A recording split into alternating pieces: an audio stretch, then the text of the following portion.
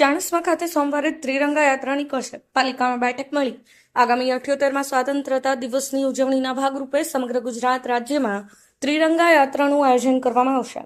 ત્યારે ચાણસ્મા શહેરમાં પણ આગામી સોમવારે સવારે ત્રિરંગા યાત્રાનું આયોજન કરવા માટે ચાણસ્મા નગરપાલિકાના હોલમાં એક બેઠકનું આયોજન કરવામાં આવ્યું હતું।